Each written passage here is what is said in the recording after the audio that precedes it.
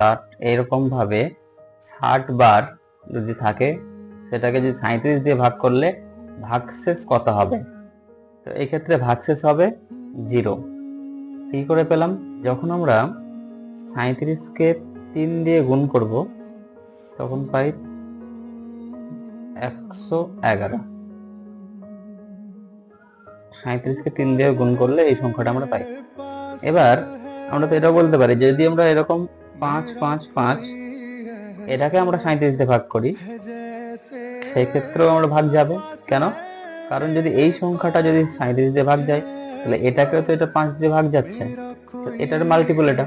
তো এইভাবে কিন্তু যে কোনো 3টে সংখ্যা যদি পরপর থাকে, সেটাকে 37 দিয়ে ভাগ যায়।